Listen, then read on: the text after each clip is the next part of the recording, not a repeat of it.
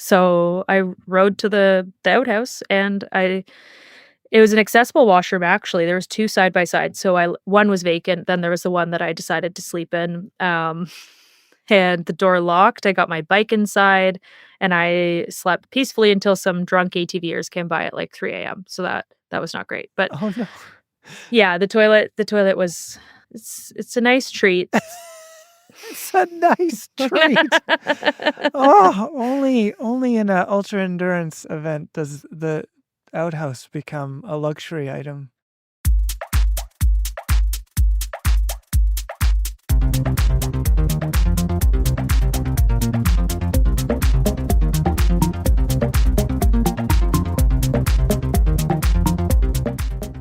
Welcome to the Canadian Cycling Magazine podcast. I'm Matthew Piaro, and with me is Matt Hansen. Welcome, Matt. Thank you for the kind welcome. And on this episode of the pod, I have an in-depth interview with Mel Webb. Mel Webb is an ultra-endurance adventure cyclist. She has lined up for crazy long endurance races like the Silk Road Mountain Race, the Hellenic Mountain Race, the Atlas Mountain Race. You see there's a lot of mountains in these things. A lot of mountains. Yeah. She finished the Alberta Rocky 700 last August. I have an in-depth talk with her in this episode. We talk gear, strange places to sleep, what it really means to push your limits in remote places, and watching dots. That's all coming up.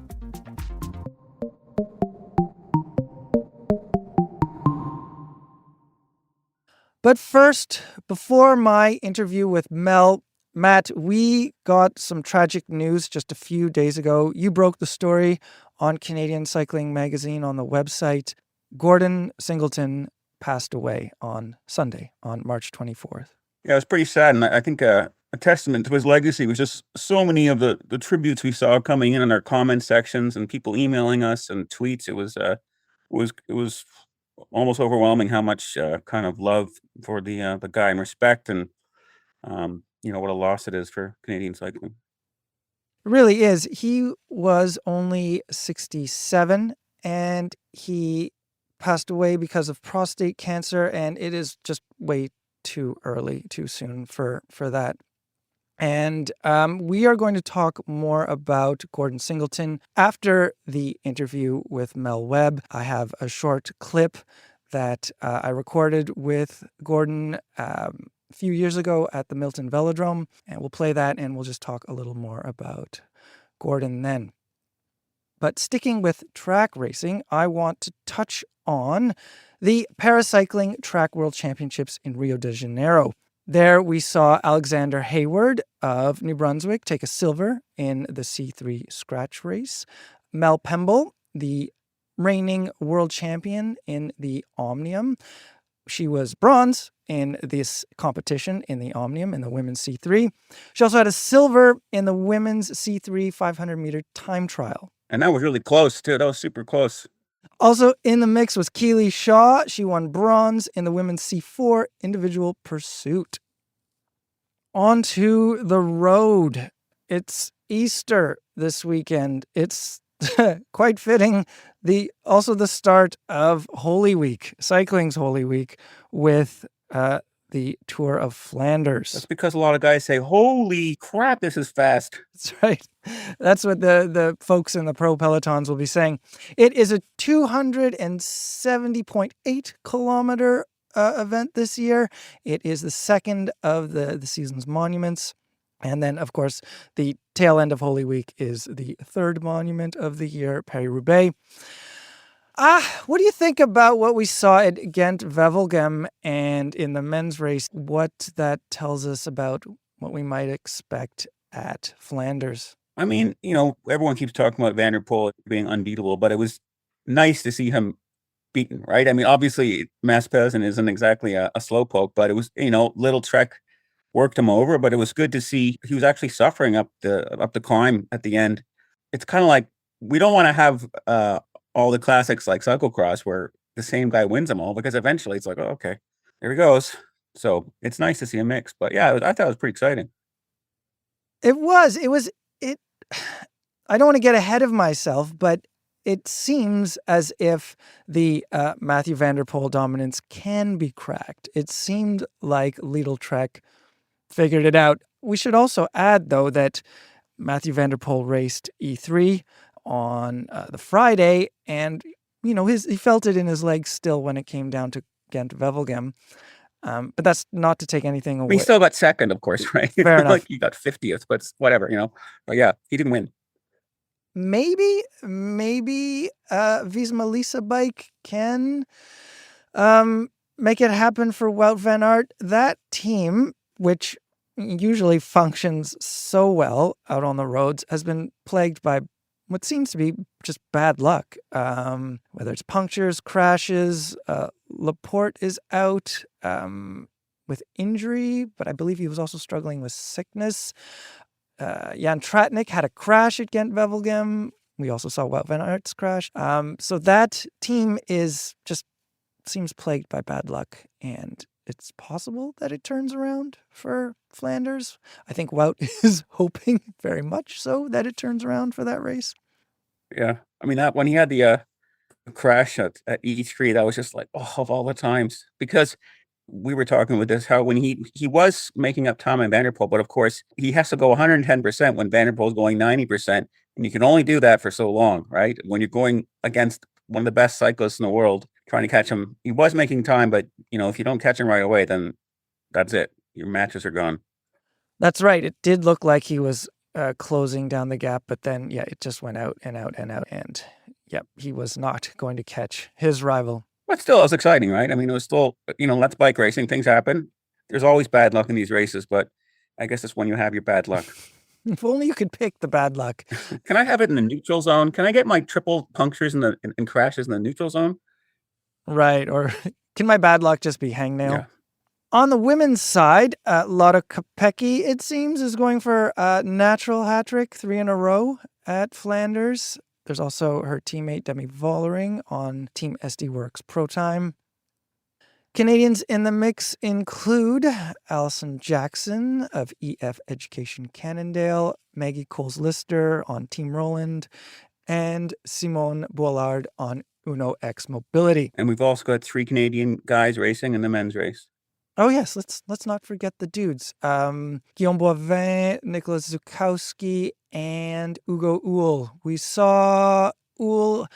Well, we didn't see him actually, but he was in the early break at Ghent-Wevelgem. We didn't see him because the cameras weren't rolling just yet. We can probably expect him to be active in a similar fashion for what I've heard some call is the Super Bowl of Flanders. The Super Bowl of Flanders. I've never heard that before in my life. Just a big rager, dude. Maggie Coles-Lister was 10th at Ghent-Wevelgem, which is an encouraging result. We'll see how she does at Flanders. And who knows what to expect from Alison Jackson. Maybe this is her target. Maybe she just thinks, okay, I'll be marked for Roubaix. No one will expect a sneak attack at Flanders. I think repeating in any kind of class like I guess is probably difficult. So I think she might be pretty good at those punchy little climbs in Flanders. But Roubaix does suit her more. But anyway, we'll see. Like we said, in these bike races, it's completely unpredictable. Fair enough. You're right. I think you're right about Roubaix being more of her race. So we'll see. It'll be a busy Sunday of bike streaming for both of us.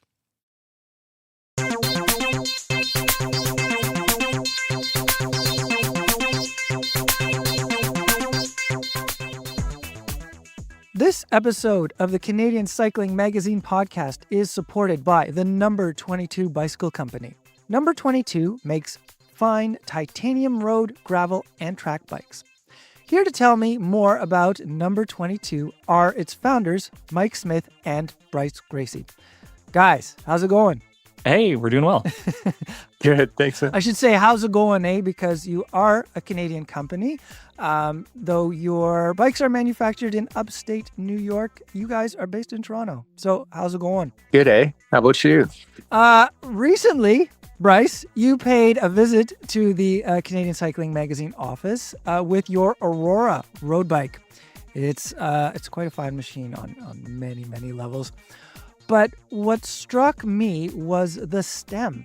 Now, the stem is usually a pretty humble component, but tell me more about the stem on your bike.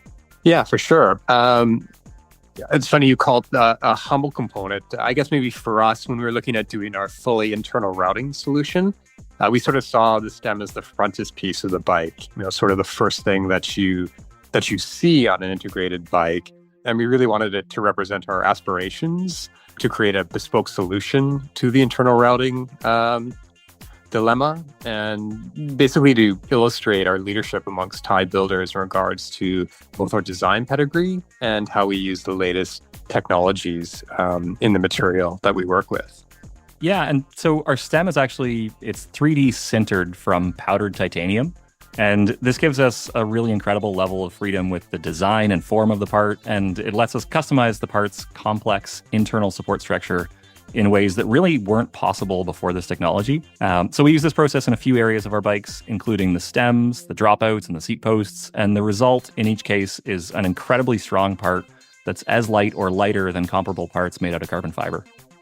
I've seen cross sections of this part. It looks pretty far out with, you see the channel for the internal routing, and then there's also, it looks like, is it a honeycomb structure? Would you describe it? Some sort of internal support there? The proper name for it would be a gyroid. So it's a generated internal structure that's kind of optimized for the load path that the part's going to see. Very cool, very cool. For unrivaled design, check out number 22 at 22bicycles.com. That's number 2 and another number 2, bicycles.com. You can learn more about the build process there and even start an order for a number 22 bike of your very own.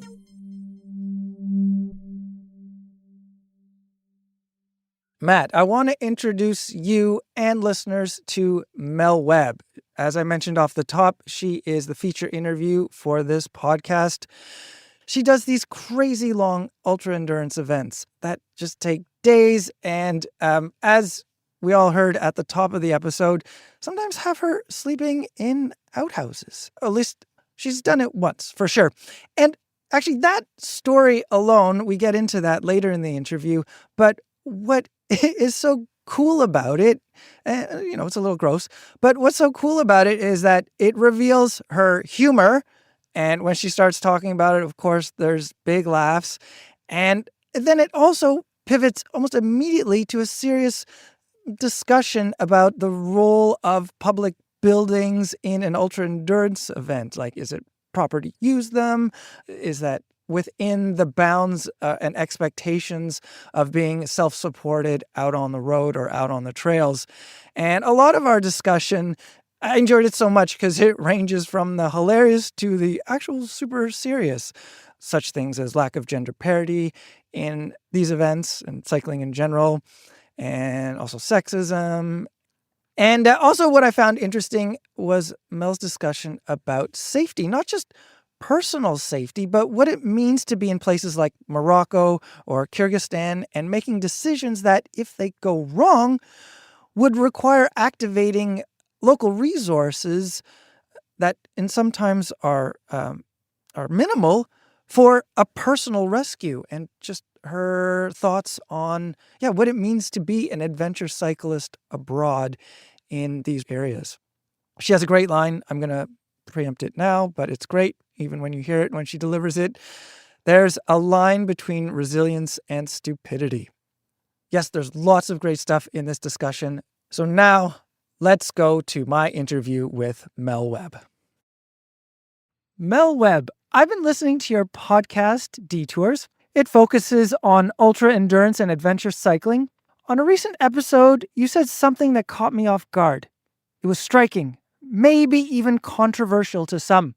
You said, Haribo gummy bears suck.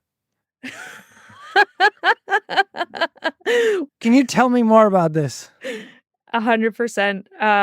I honestly chalk it up to the amount of chemicals that North America allows into like Maynards and things like that. They're just so much easier to chew, and for me, a much, like, more pleasurable sensory experience, and they taste better. And yeah, I got a lot of my friends in the UK and Europe came for me with fists because I said I didn't like Haribo, but I stand by it. I think North American sweets are supreme. I think that's hilarious that I'm not the only one who is like, "What?"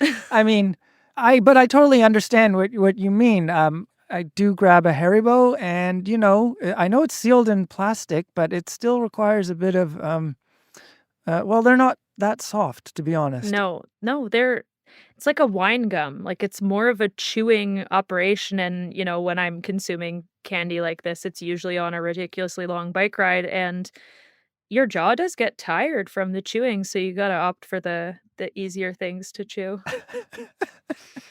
Okay, I'm glad we got that out of the way, because, controversy and all that, we'll just take care of it. But that discussion, it was almost a throwaway line, I think, in your discussion about the Atlas Mountain Race, which is a 1,300-kilometer ultra-endurance event you did this past February in Morocco. I want to talk more about that a little later, but before that, can you tell me how you came to ultra cycling events? I know before that, there was rowing and then running for you. And then I believe your first bikepacking trip was in 2020. What led you to the bike? I had a bike all through undergrad, as my means to, like, commute to the lake. It helped me maintain my weight for rowing. That's a whole other story. But I had a road bike. It was not a central part to my life. I moved out to Vancouver after I graduated from undergrad. I was like, I'm going to qualify for the Boston Marathon, and was running, progressing towards that time goal. And at the end of January in 2020, I shattered my tibia plateau skiing. Um, What's the tibia plateau? it's the bone right underneath your knee. So it's basically the bone that supports your knee and the rest of your leg. So think of the top of it as like this kind of flat shelf, and I cracked the corner off of it. Ugh. Um, and had surgery, ended up with a plate and 6 screws to hold it all together. And when I was like starting the PT process, and they said you're not going to walk for 8-9 weeks. I think more than that, honestly, because of how bad the break was. And the surgeon said, this running thing, it's not going to be as enjoyable. I don't know if you're going to want to run marathons. Endurance sport just seems like it's going to be it. You might not want to do that anymore. That's not something I think you should do. And I said to him, well, you don't know me. You don't know anything about me. And if you were more positive, maybe your patients would have more positive outcomes. And that was a whole thing. But he was right in that when I started to run again, running takes a lot of effort to feel good to begin with. So then you add in, the plate and screws, and it felt pretty crappy. And so I started riding my bike more so that I could be active. Everyone knows what happened in the spring of 2020. COVID hit. We all got trapped in our houses. And I was lucky I had a road bike before that boom happened. So I was bopping around and being like, wow, I can go really far on a bike. Mm-hmm. And my definition of far at the time was like 40 kilometers. But I was like, I can do a marathon on my bike in half the time I could run it. And so that was kind of the catalyst for, well, I want to go farther. I bought what I thought was a gravel bike off Facebook Marketplace. It was a cross bike. Now that I know things about bikes, it didn't matter though, because it got me out in the woods and starting to push the pedals. And when I realized that I could, like I said, cover a marathon in half the time, I was like, well, maybe running will take the back seat. And now here we are 4 years later, and I jog once a year. Now, you mentioned the cross bike that you started out with, but then when you started to get into bike packing and then the long races, even long endurance events, did you just run out and buy a lot of stuff? Because, as you know, cycling can get pretty geary pretty quickly. How did your setup evolve? It's evolved a ton since the first trip I went on. I was really fortunate that I met my partner shortly after I got into cycling, had decided I wanted to ride a gravel bike, and he worked at a bike shop, so he had a ton of gear, and the barrier to entry was a little bit lower for me because I could test out his stuff. There wasn't many people as reference points I could look to who had a small bike like me. So I just, he's 6'1", and I was like, these are the things that are going to work for me. And I would use his stuff, and it didn't really work, but it's what I had. And now I'm fortunate to have, dialed it in over these years. But I mainly started borrowing his things and then being like, okay, I'll just buy that. Have you noticed a trend with your gear? Like, are things just getting lighter, or are you looking a certain way as to what you want out of gear? Is it multifunction? How's your gear journey progressing?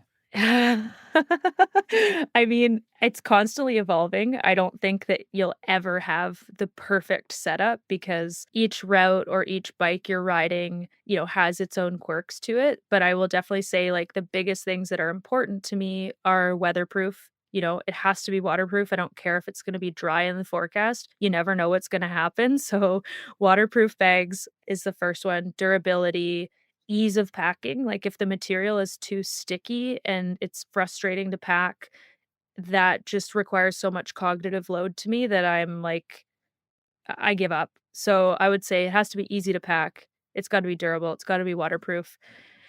Weight is not really, I mean, I'm conscious of weight because of the events I'm doing. Like, it's more from a perspective of not carrying excess or like things that you likely won't use. But I will always err on the side of caution and opt to take something that could get me out of a bind, um, rather than leaving it at home and then wishing I had it. Right, right. You'd rather be looking at it than looking for it, kind of thing. Yeah, 100%. You've uh, you've called packing a puzzle. Has the puzzle ever stumped you in a big way? Yes, a big way for me, like, and this is something that I'm still working on, and I think there are solutions out there, but packing a full suspension bike is far more difficult than something rigid. When you add in suspension, things compress, which means something that fit when the suspension was locked or you weren't descending, it may be hitting a tire or something like that when you're going downhill with the suspension open. So that's something I'm still working on. I'm super pumped. Tailfin has sent me a rack, which I'm hoping to test next weekend. We'll see. But that could be a solution. And I don't have an answer for full suspension yet. But I don't ride my full suspension bike very much for bike packing. I think it's something I'd like to explore more. But yeah, that's where I'm stuck. Right. I think I saw on one of your channels that your seat bag was buzzing your back tire. Oh yeah, I ran at Silk Road in 2022. I ran the smallest saddlebag that Apudura offered, and I was like, "Surely this will work." I put a rigid seat post on, and I descended one time, and all I hear is like, "Bzzz." I was like, "Well, hooray! You've just worn a hole through this really expensive bag, and you've got so many kilometers to go." And now things, anyways, yeah, it is a constant puzzle. I think, like, finding the balance between carrying enough stuff and the setup that matches your riding style. Like, I think it's easy to find a packing solution if you just do something generic, but not everybody likes to carry things in the same place, so that's where things get tricky. With the various events you've done, do you lean curly bar? Do you lean straight bar? Does it depend on the event as to which bike you're picking? I think I rode my full suspension Scott Spark in Kyrgyzstan in 2022 for Silk Road, and I found that it had a 130 mil fork. It was a bit too much, but it was flat bars. And then I eventually invested in a hardtail, and that's been the thing I've ridden for nearly every trip race I've gone on. I tend to lean towards the flat bars just because it is a bit easier to pack, but also it's more fun to be overbiked than underbiked. So I tend to skew towards a mountain bike. Many of the events you've done, you've taken on solo. The most recent one was the Atlas Mountain Race in February, but there's also Alberta Rockies 700 last year. Also last year in May, you did the Hellenic Mountain Race with your partner, who you mentioned, and that's Jake Cullen. What do you like about solo challenges? And then what do you like about riding with another person? I think solo is the ultimate test of your mental endurance and resilience, and also just an opportunity to, like, really get inside of your own head. And I love racing solo more when it's places I've been with someone before. I'm familiar with it, so I don't feel like I'm missing out on sharing the experience when I'm solo in that regard, but for me, like, solo is typically more of a performance run than it is an experiential run. That's not to say I won't ever, like, race something solo to have a meaningful experience, like, I still have that experience, but, like, for example, at Alberta Rockies, I really wanted to see, like, how fast I could go on my own rather than focusing on, having a journey, if you will, whereas when I race with Jake, my partner in a pair, it's about, like, sharing the experience together and really soaking in something brand new that we don't know when we'll get to see again, and then performance is kind of a secondary objective. But pairs racing, I think I love it more than solo because, like, I found myself in Morocco in February. Every time the sun rose, I'd call Jake, and I'd be like, "Jake, this is the best sunrise I've ever seen in my whole life. I wish you were here." And it wasn't from a place of, like, not feeling capable, but rather it was so spectacular that I think those really rich experiences feel so much better when you have someone who is in it with you, because no one you tell these stories to can quite comprehend or wrap their head around what you have just done or what you've seen, because you really have to be in that situation to understand it. What's striking to me about that story is that there's a sunrise and you're in Morocco and you're calling your partner, which is, of course, not surprising because everything is so connected these days. But it makes me think about the idea of what solo is. And also, just following that thread a bit, from some of the discussions I've heard on your podcast about these events, even though you're in really remote places racing solo, there's still this community present. And your discussions keep bringing up people in this community. There's contacts with other riders, sometimes, for a few clicks and sometimes for many kilometers. There are checkpoints. And then there are moments of, finding food and places to sleep where you're in contact with people outside of the event. So how do you see the role of the pop-up community, if you will, that surrounds a race or an event? That's a multi-layered question, if you will. I think the community within the event, it's so special to have those interactions with riders. It gets tricky, that meaning of what solo is and self-supported. I think you do see some people blur the lines in terms of decision making together and how much time they spend together. But at the end of the day, like, the camaraderie and the friendship is a huge part of it. So of course people are going to, end up riding together for stretches, or they may end up at the same guest house. But really it's about, keeping your decision making separate. And then yeah, you can't accept outside support. So it's tricky, if someone reaches out and says, "Hey, I want to help you with this." Like, I had people messaging me on Instagram when I'm sure we'll get to it. I got Schirmer's neck in Morocco, which basically means your neck muscles give out, and people were reaching out and giving me solutions. And I had to actually say to them, like, "Hey, I appreciate this, but this counts as help. So you can wish me well, but please don't give me advice or help, because that would put kind of my race in jeopardy, if you will."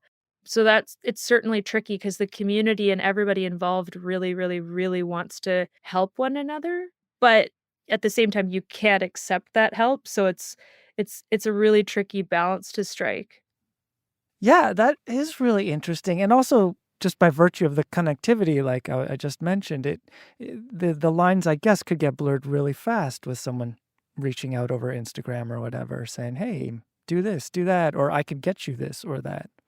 Yeah, like, lots of people being like, "Oh, do you need me to get this for you? Do you need me to call someone?" And, as wonderful as those gestures are, like, I can't accept that. I mean, it's even probably blurry that I talk to Jake on the phone as much as I do, but I'm never asking him for help. That's the main distinction, is, like, I'm calling to be like, "Hey, the sun was beautiful. Hey, like, here's how my day went." And I'm sure obviously, talking to one another gives an emotional boost, but it's never from a, like, having eyes on the ground at home, helping me out. Another thing that struck me about your recap of Atlas Mountain Race was the vibe at the first checkpoint you're at. Now, if I remember correctly, it wasn't a good atmosphere. There were a lot of riders who were grumpy and complaining, which is understandable. People are very challenged, and also the circumstances of the race start are also a bit zany, if I remember correctly. But you seem to recognize that this was not a great scene for you to be in, and you hurried along through that checkpoint. Now, this impressed me in a certain way because I feel like, it might be easy to get caught up in a gripe fest. You're all, sharing this experience together. But how did you know that getting moving was the right thing to do then? Have you encountered similar situations before? Yeah, the checkpoints at these events are really funny. Sometimes you run into people and they're super positive, and I really thrive off of that energy. But it's also for a lot of people, it's the first time they've seen others. Uh, these races are really difficult, and, it does help some people, it helps to complain. For me personally, like, as soon as utter a negative word, it's game over, so I've gotta, like, just be positive or know that something sucks and it will pass. So I know that checkpoints can be a bit of a trap because, it's that herd mentality. If you get one person who's feeling down in the dumps, it's really easy for other people to join them. But again, that's not to say there aren't really positive people, but I just know that I feel the energy of others quite deeply. So for me, it's like get your stamp, get fueled. If you need to take a nap, but often checkpoints are a horrible place to sleep because there's so many people. People are snoring, they're coming, they're going. Like it's just it seems like a good idea in theory, and then you stop and it's like a vortex. You go into one of those things with the intention of moving quickly, and then all of a sudden you've lost all this time and you're like, where did it even go? So I just know that like from past experience, and I hadn't really experienced that vibe until I think it was last year at Hellenic, where we really, like, felt other people being negative, and it was like, "Okay, I actually have to steer clear of this energy because it could, impact my race." Now, during your race, I believe you have earphones in. What are you listening to during your long, long rides? I have a playlist called SRMR Super Mix that I made 2 years ago, and it's got every single song I like under the sun. I listen to that on shuffle, but lately I've been obsessed with listening to albums front to back. Like my dad is a big music guy and he always sends me records and da da da in the mail. But there was this album Alan Parsons Project Oh, yeah. did like a cover of Edgar Allan Poe poems set to like music, and it was just like incredibly trippy and wavy, and like riding through what felt like you were on Mars was pretty transcendent. So I listened to a lot of that. I listened to a lot of Pink Floyd. But then when I'm, like, feeling like I need a pump up, I put on, like, trash pop, and I call it trash pop because it's not, like, that good music, but then I'm just singing and dancing on the bike, so it's a real range of, like, '70s rock to trash pop to sometimes podcasts, but I find podcasts or audiobooks are best for, like, a hike, that's gonna be really slow, whereas music, it's easy to get into the rhythm and feel like, you're cruising and grooving on the bike. I find podcasts can kinda, like, rock me out of my flow, so they're better when I'm, like, moving slow or at night when I need something to, like, keep my mind active and kinda be part of a story.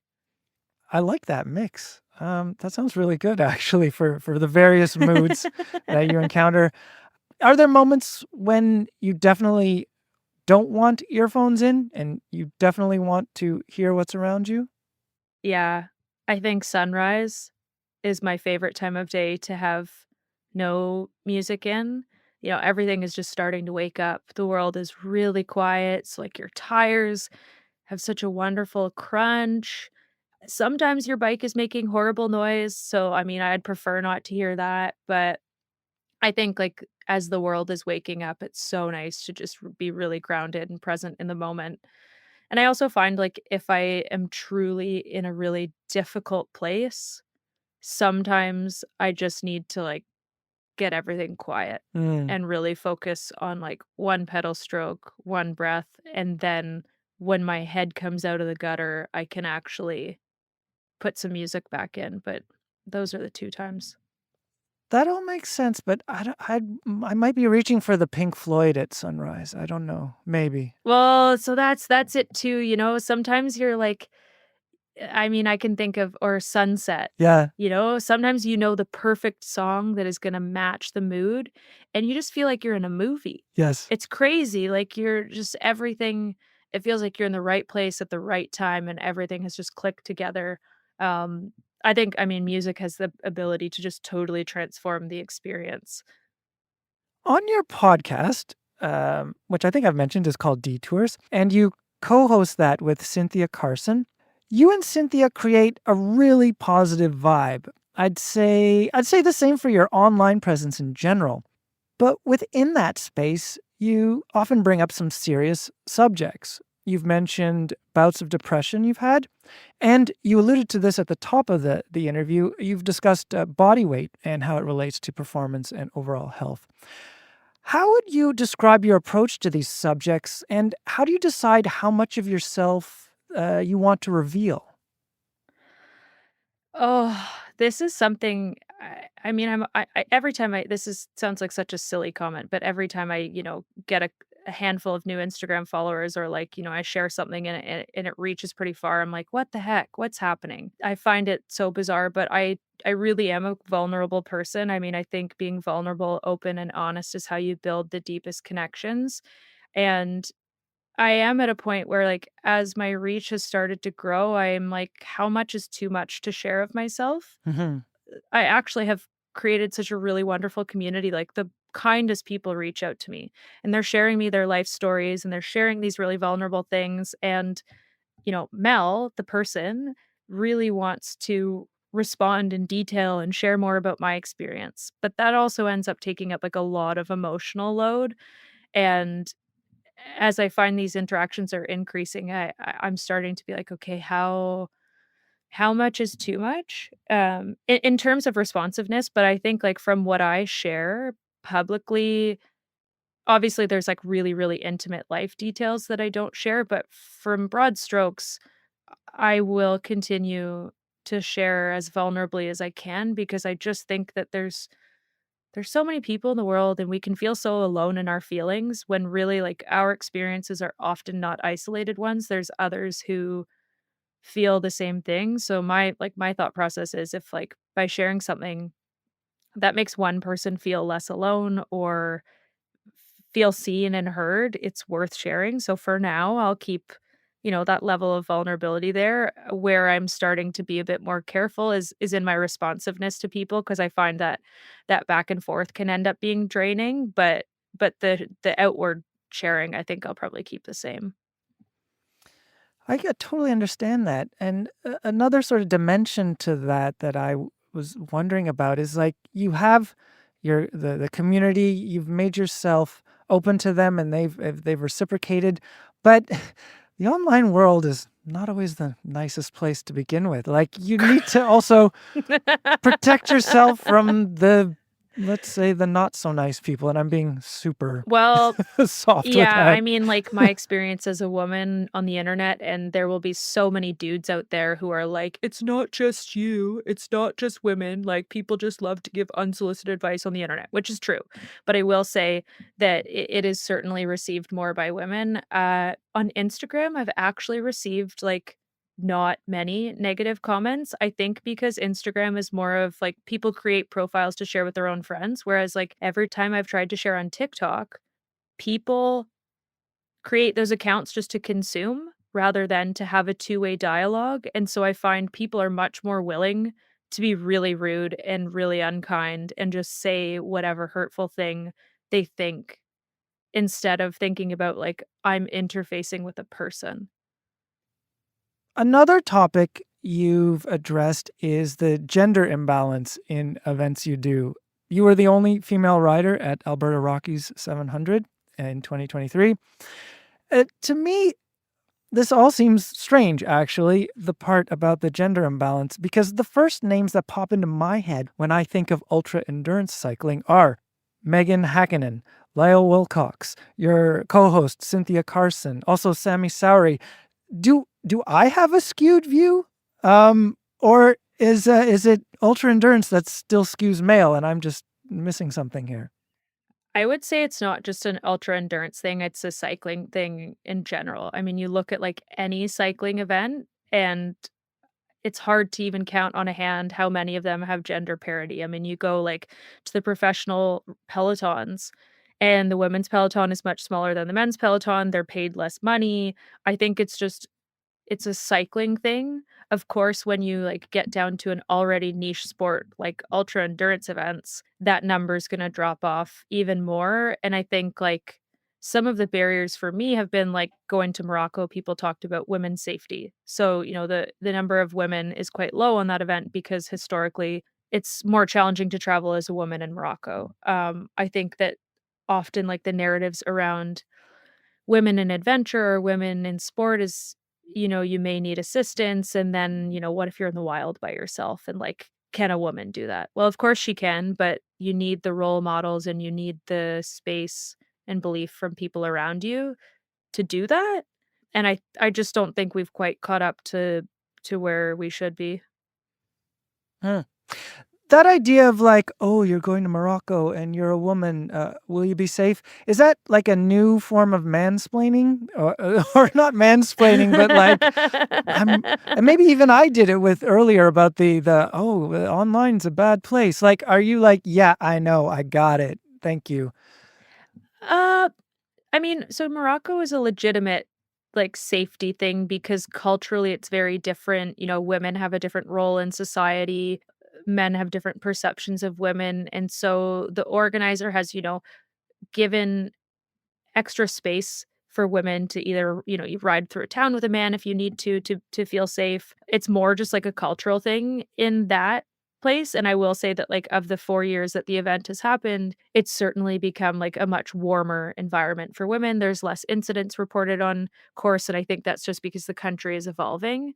Um, but the thing that I find the funniest is, and I don't wanna absolutely rain on the parade of middle-aged men, but but I find, the number like, at Atlas, at Alberta Rockies, the number of middle-aged men who I either ride up beside or I see at a resupply or even just, like, a person who is not part of the event, they immediately wanna know where my partner is. Oh. And then I tell them I'm alone, and they were like, "Oh, is that a good idea?"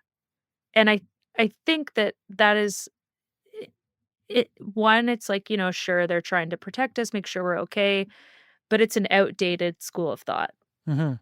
You don't need someone with you to be safe. What you need is good decision-making skills. You need the equipment. Like there's a whole laundry list of things you need that you have within yourself or things you can bring with you before you need another person, which most people wanna know where your husband is. Like one guy at the Alberta Rockies, I was sitting at a Tim Hortons and he came up to me and he's asking about my bike and the conversation was really lovely and he goes, "I see you're wearing a ring on your finger. Like, where's your husband?" Mm. And I was like, "Oh, he's at home." And he's like, "Does he know what you're doing right now?" And I was like, "Oh yeah, he's invested. He's a dot watcher, like da da da da da." And he's like, "Well, like a little lady like you just got to be like careful around these parts." And I was like, I'm like 100 kilometers from Banff. I'm hardly like I'm hardly somewhere dangerous. But again, it's just I think that like that's old school of thought and the narrative that women are weaker than men or whatever it is, but we're slowly breaking it down. I mean, you see people like Lael and Sammy and Megan and Cynthia, and the more I honestly think the more attention and media and spotlight that all of the women in the space can get, the more we'll kind of break down those stereotypes. Okay, I'm gonna switch from the serious to maybe the slightly silly. Where is the strangest place you've slept on a ride? Oh, a toilet. Go on. Yeah, I mean, this is a controversial take again. Lots of people have their thoughts about, using public amenities. Yeah, so night one of Alberta Rockies this past August in 2023, I was trying to go fast and light for that event, so I only brought an emergency bivy, my down pants, a down jacket, and a sleeping pad, and I totally neglected to think about the fact that in August, you're still going up to 2,000 meters. It could still drop quite low at night. So it was -2 degrees C on the first night. My setup was definitely not for negative temperatures. So I had a shiver sleep. I hesitate to call it a sleep because I was just shivering in a field for 2 hours and then thought, this is stupid. I'll get on my way. So I was like, crap, it's going to be so cold at night. I can't sleep outside. And then the other reason I really didn't want to sleep like out in a field again is because of the grizzly bears in the Rockies. And I was just so paranoid. So on the third night, my final night, I knew from reconning the single track out of Fernie that there was like an outhouse, maybe like 20K from Fernie near the Hosmer mine. So I was like, okay, great. If I can just get to this outhouse, I know the door will lock and I'll be under a roof and great. So I rode to the outhouse and it was an accessible washroom actually. There was two side by side. So one was vacant, then there was the one that I decided to sleep in. And the door locked. I got my bike inside and I slept peacefully until some drunk ATVers came by at like 3 a.m. So that was not great. But Oh no. yeah, the toilet was it's a nice treat. It's a nice treat. Oh, only in a ultra endurance event does the outhouse become a luxury item. Yeah, any roof over your head suddenly feels like luxury, especially the locked door. The locked door made me if someone really wanted to break in, they could, but it did make me feel safer. And so I think anything you can do to like reduce that load on your brain that freaks you out and uses energy, do it. We've already mentioned your podcast a few times. It's Detours, and you started it last summer. How did that project come about? So when I went to Hellenic last year, I really wanted to start a podcast and I told all of my new friends that I really wanted to start a podcast, but I mean, the reasoning for it is because I consume quite a lot of podcasts. There's amazing ones like Payson McKelvin's Adventure Stash, and there's other ones out there that are really great, but there are not many hosted by women. And I was like, where are the women? There are so many women doing these cool things. Like, why aren't they telling the stories? And I kind of waffled on this for, a couple months and I was like, oh, screw it. Like, I can't just wait for someone to do the thing. I should just do it. And what held me back was I was like, well, who am I? Like, who am I to just go and do this? Like, who's going to listen to me? And Cynthia and I had become quite good friends. And I said, hey, like, I just don't think I can do this on my own. Like, would you be my co-host? And she was reluctant because she's quite busy. And she said, I'll do a couple episodes and let's see how it goes. And we just built a really nice rapport really quickly and realized like we had something great there. And so we've been doing it for, I guess it will be a year in August, but it's been really crazy. How would you compare what each of you and Cynthia, bring to the podcast as hosts? I mean, I think we have like a great rapport as friends. So it's really natural for the conversation with guests to feel like they're just, hanging out with us. It's really relaxed. When people are listening, we want them to feel like they're just listening to some friends and they're part of the conversation. And we both bring like very different racing experience, which helps both of us give different perspective in conversations. It's not just about fun. It's not just about performance. Like we're able to touch on both ends of the spectrum because we both have different perspectives. And then really it's a team effort coming up with the questions, the guest list. I do all of our editing and then she builds out our reels for marketing. So it really is a team effort. And it's nice that while we have differing objectives in races, but also not, that we can come together and like really have the same mission that feels quite complementary. For listeners who may not be super familiar with the two of you, what are the differences in, say, your race goals that when you guys are lining up to big events? Totally. Cynthia's going to win. Cynthia's there. She's a fierce competitor. She is not just racing for the women's win. She is really gunning for the top of the podium in all aspects. And I truly believe like one day she's going to win a race and kick all the guys' butts. And I can't wait for that. And of course, the experience is important to her too, but it is her job to race. So there is that part of it. Whereas I came into ultras wanting to just find my limits, which is very similar. but I also think that you go on such a journey, and so for me, when I'm racing, of course, performance is important because they're so hard, like, you'd wanna get the most out of yourself possible, but it's really about the things I experience along the way, and then in part, like, bringing people behind the scenes to show them, like, that they can do hard things too, so I kinda feel like I've become a bit of, like, a journalist in this regard, in that, like, when I do these events, I'm, like, self-documenting and really, really bringing people behind the scenes, and it's been cool to see how much that's resonated with people. That idea of a journalist, I'm trying to remember, there was a race last year that you did not do, but you um, almost reported on it. What was that event? Yes, I did the dot watcher commentary for BC Epic 1000, and that was so fun because, I mean, I'm already consuming these events. Jake, my partner, was racing, so naturally I was glued to the tracker anyways. But I think like this idea of storytelling is really, really, really how you increase the number of people on bikes. So the fact that there was reporting on it and so many people's loved ones were like, "This is amazing!" Like my partner does this event every year and they've never had commentary before. So that was really special because it brought more people to follow along, and it doesn't matter if you want to do an ultra event in the future or not. It's just the fact that people could feel like they were part of it. So that was really fun. It was a lot of work. It was a lot of like sleuthing on people's Instagrams, replaying track leaders, which is how you can watch the dots. People's GPSs are synced up to this website. Um, but it was really enjoyable. Tell me about that idea of dot watching, because you, like you said, you're following literally dots on a map. And in some way that seems, it's very high tech because we've got GPS going, but in an age where bike races are streamed left, right, and center, it seems a bit like you're getting a limited window on the activity. But I don't know, how engaging is a dot? I mean, if you ask my mom, it's like results in many sleepless nights.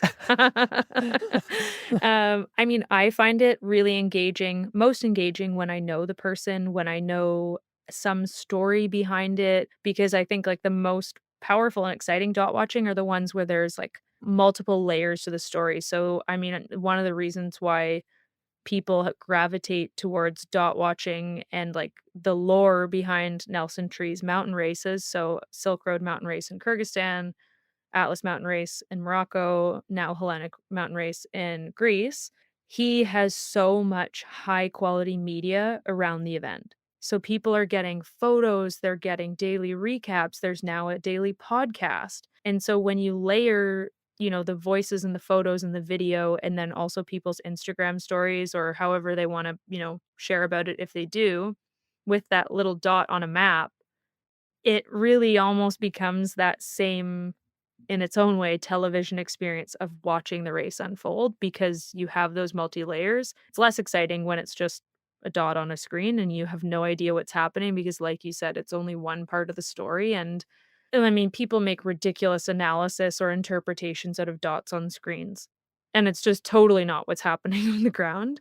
Um, but when you add in all those layers, it can make for some really, really exciting watching.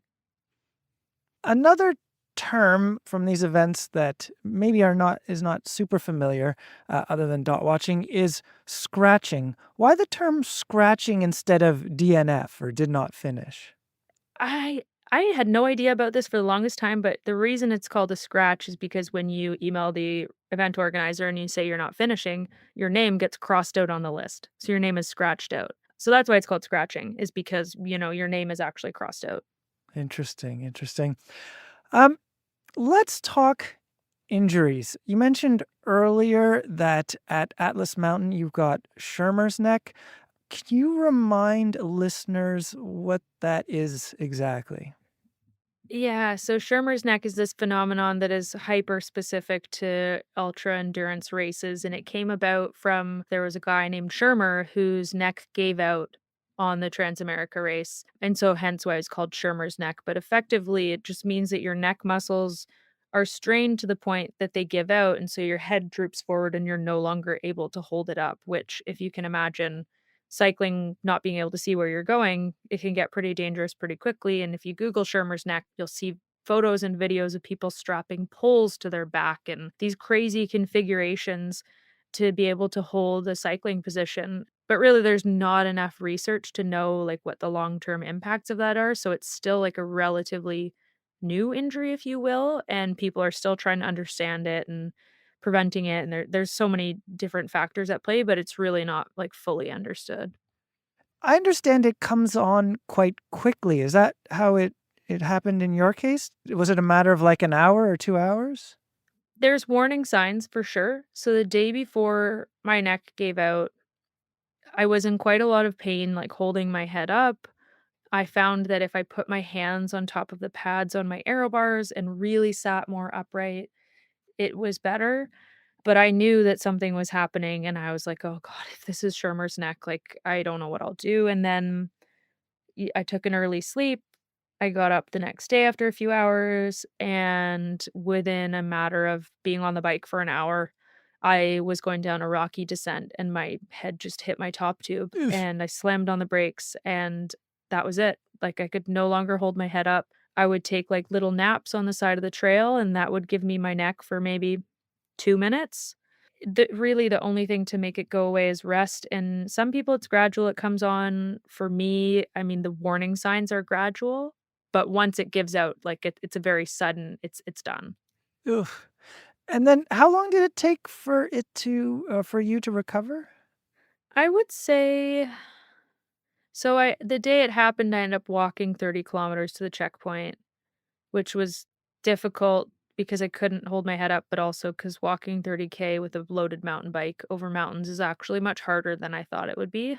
Um, and so I use like an airplane pillow to support my neck and like have a neck brace for a few days. And I would say it took a full week to have like movement in my neck again, and I was able to hold it up, like, pretty quickly, but then all the muscles around it were just crazy tight. I couldn't, like, turn my head or anything like that. I would say I'm fully recovered now. It's obviously been many, many weeks at this point. Like, I think it's been a month since I've been home from Morocco, but, like, the basic recovery, I wanna say was 7 to 10 days. Oof.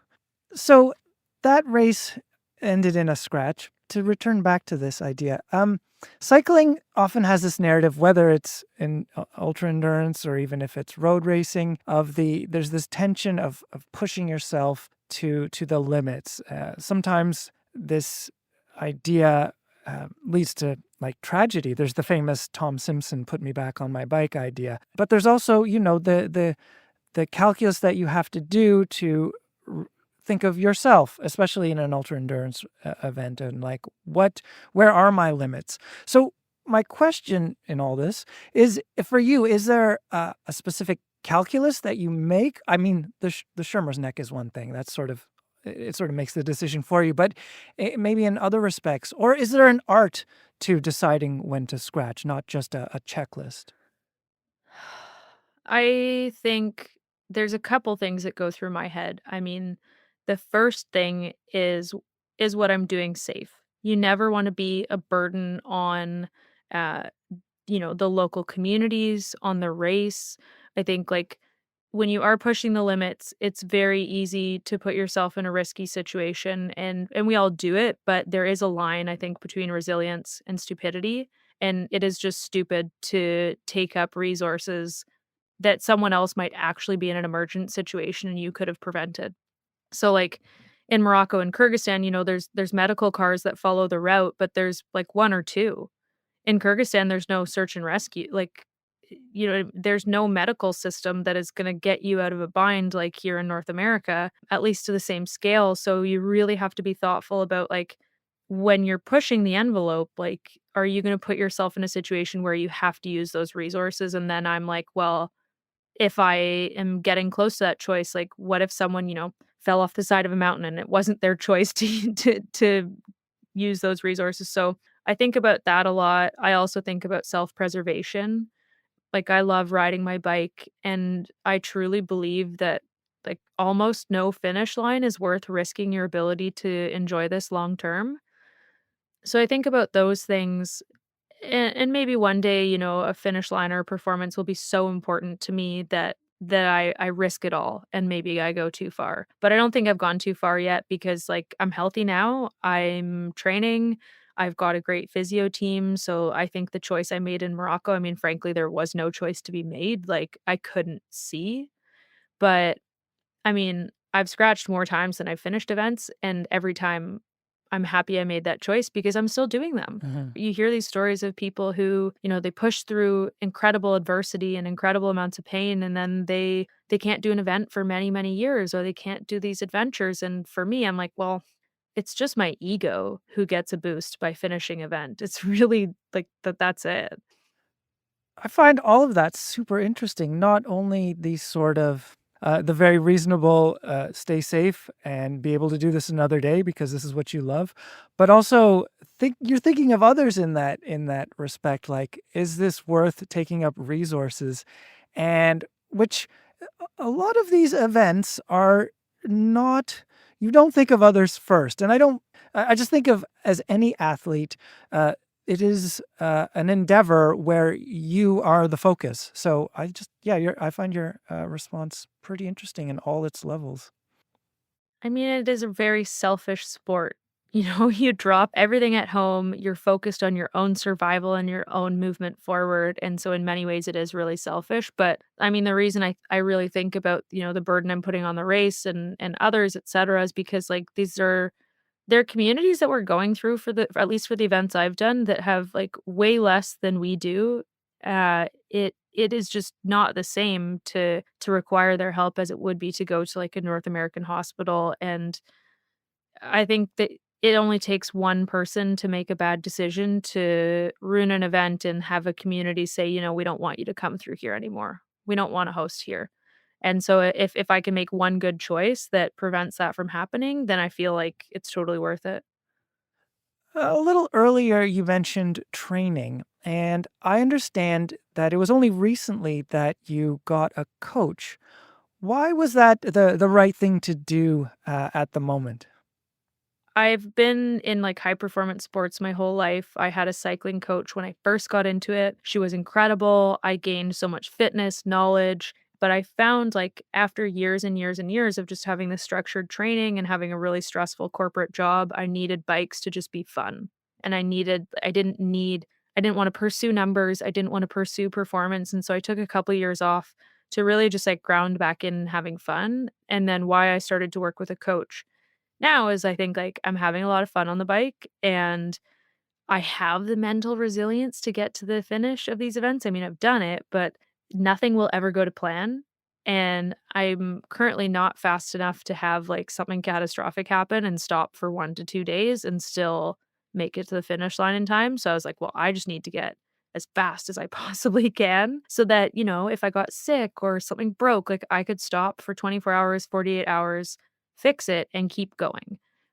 Because I think that, things breaking and getting sick don't always have to be a barrier to finishing, but not everybody has the buffer. So I started working with a coach who, like, mostly focuses on ultra athletes in the UK. And the other reason why it was the perfect time is I'm now freelance, I work for myself. And as much as I love choosing how I spend my days, I found that, like, scheduling my work and scheduling my cycling was just too much for my brain, and one of them would end up falling to the wayside. So there'd be days, like, leading up to Morocco where I was like, "What should I do on the bike today?" And I'd spend so many hours deciding what I wanted to do that I'd end up not really having any choice and either not ride or do, like, a silly faff about ride. So Neil's been great for, like, I know what I'm gonna do on the bike, I know what the outcome's gonna be, there's still plenty of room for fun stuff, but it really just, like, makes my week so much easier to get through. A word that's come up a bit in our discussion is resilience. What is resilience to you? I think resilience is knowing that I mean, it's a two-part answer. For me, it's knowing that nothing good and nothing bad is gonna last forever. And so when those things happen to you, especially the bad ones, is where resilience really plays in, is that it will pass. It's gonna suck while you're in it, but if you can continue to put one step in front of the other, you will inevitably get to a much better time. So it's just that feeling of impermanence and being able to embrace it and knowing that good or bad, you're gonna be able to keep moving forward.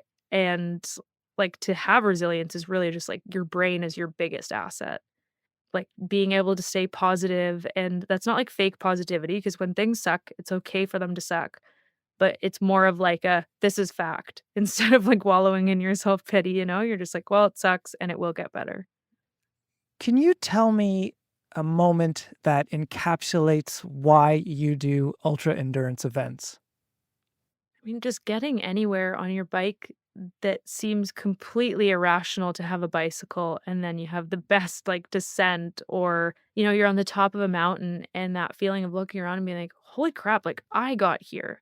I didn't get in a car, I didn't get in a helicopter, I didn't, like, no one helped me get here," and it makes you feel so capable. And so there's so many instances on these, like, really challenging routes that just remind you how capable you are. And then when you go back to your everyday life, it's like, traffic seems less shitty, inconveniences don't really feel like inconveniences. And it it's such a refreshing, like, way to move through the world, to feel like you are able to power yourself through whatever you need. And of course there's people in your corner supporting you and cheering you on. But just that, like, that feeling of self-reliance is really powerful. So, Mel, what is up next for you this year? I mean, the big headline is I'm getting married in June. So, Oh, that's an adventure. yeah, we're starting a new adventure, and to celebrate our honeymoon, like the crazy people we are, Jake and I are racing Silk Road Mountain Race in a pair. So we're that's the big event for the year. I mean, I'm really focused on growing the podcast. I'll race the Buckshot probably, which is a 400K race on the May long weekend out of Kamloops. If the weather's bad, I probably won't do it, just because I want to be able to keep training. There's another event out of Cranbrook, the Lost Elephant. It's 500K of no resupply, so I'm really excited about that, to just, like, get out into the Rockies. And then training and the podcast and trying to activate a bit more in the community. I mean, I'd love to plan some women's bike packing workshops. That's something that I really want to have the space and energy and resources to do, but it is something that's really top of mind for me. Well, Mel, thank you very much for this discussion. It was super fascinating, and good luck with all those adventures you have lined up for this year. Thank you so much. Thank you for having me. And that was my discussion with Mel Webb. I hope you enjoyed it as much as I did.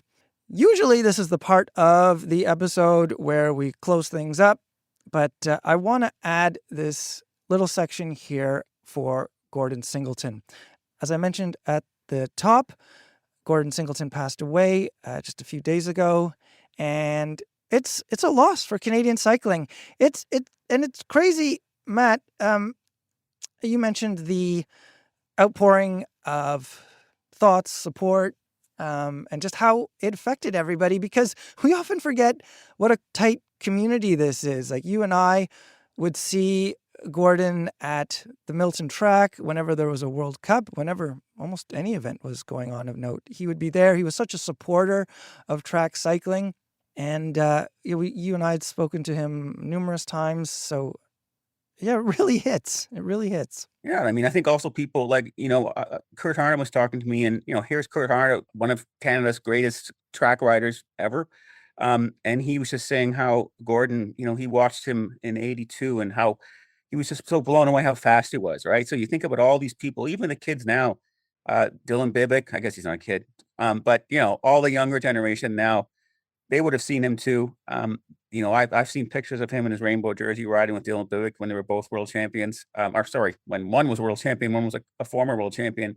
And just you think about how we're treated with so many cyclists now doing well on the world stage. But when Gordon did that, I mean, that's a trailblazing thing for a Canadian to win on the track at the World Championships. I mean, like that's just was unheard of. Like, I read that in 1982 for Canadian Athlete of the Year, he was second to Wayne Gretzky.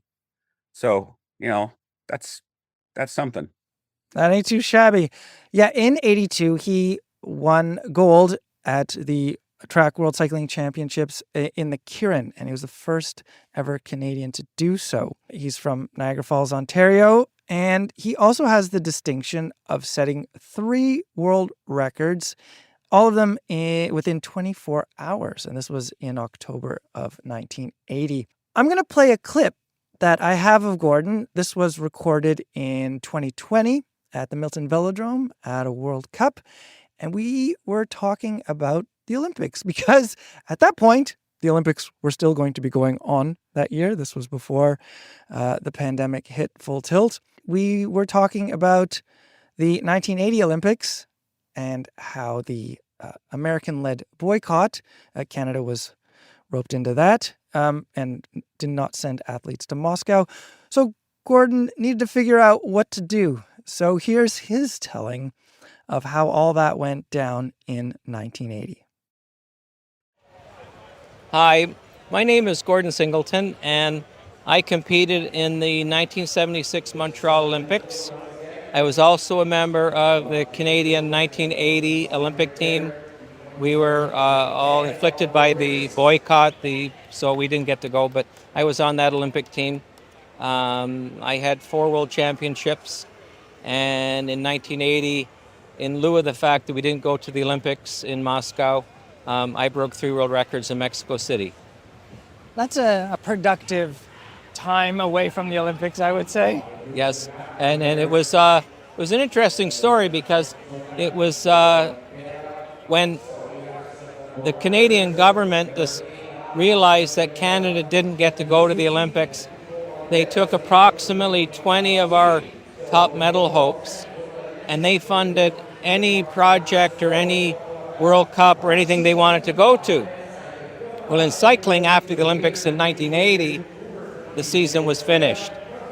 And so I didn't know what to do. And my cycling coach was from Great Britain, and I remember calling him up, and he was an overachiever. And I called him up and I said, I'd like to go to Mexico City and break the 200-meter world record. And he says, we're not doing that. What are we going to do? Well, I told him the government was going to pay for it. And I said, well, what are we going to do? He says, we're going to go to Mexico City and we're going to break the 200, the 500, and the kilometer. And I'm like, okay. So anyways, he came over to Canada and North America, and we prepared for the final 3 months up to October of that year, 1980. We went to Mexico City. And when we did it, this is the story. It wasn't in an atmosphere like tonight where there's all these screaming fans. It was on a Tuesday morning in the middle, and there was nobody there. And I had to get up on the track and say, okay, go break a world record. Where do you find the motivation for that if there isn't this vibe like we have here in Milton tonight at a World Cup? I think the motivation came from just the fact that, I wanted to achieve, and it was something once I set my mind to, it's like I'd really like to try and accomplish that. And my training building up to really showed that this is a possibility, and my results were there. So we went and we did it. I say we because it was me. I rode the bike, but I had some help. I had my coach and I had helpers and mechanics and things like that. So yeah, we as a team, we went to do it.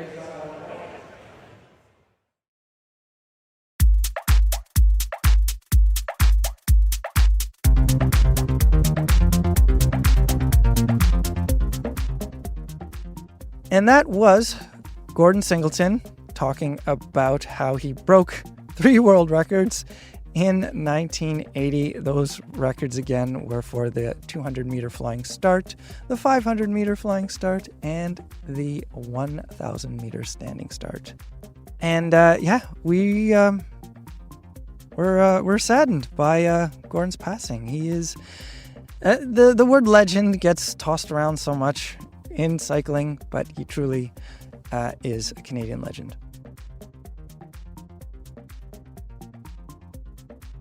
And that's the episode.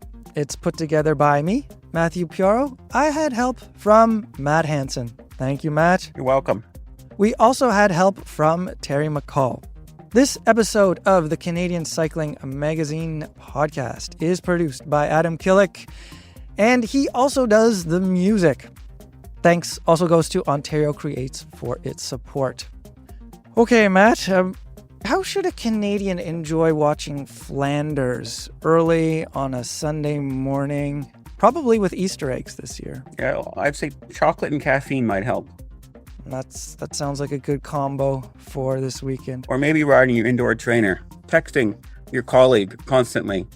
Oh yeah. Is this what I can expect this Sunday? With a 10-to-1 text ratio. All right, I'll make sure my phone is charged.